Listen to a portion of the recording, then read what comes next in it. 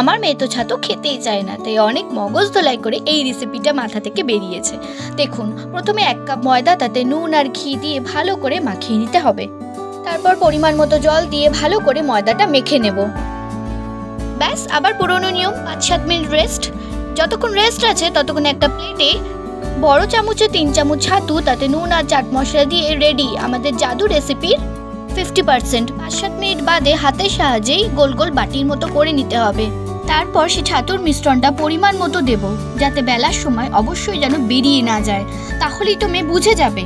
আপনারাও কিন্তু অবশ্যই ট্রাই করবেন, খেতে কিন্তু দারুণ হবে। ব্যাস, এবার রেডি, এক এক করে করে নেবেন। এবার চলুন বেলা যাক।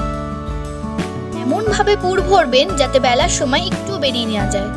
এই দেখুন, একদম এরকম। এবার ফ্রাইং প্যানে সাদা তেল গরম করে তাতে ঘি দিয়ে হালকা গরম হয়ে এলে আস্তে আস্তে লুচিগুলো ছেড়ে দিতে হবে। আমার মেয়ে তো আবার লাল লাল পছন্দ করে, তাই লাল লাল করে ভেজে নিচ্ছি। কি সুন্দর লাগছে দেখুন, কি সুন্দর ফুলে উঠছে। ব্যাস রেডি।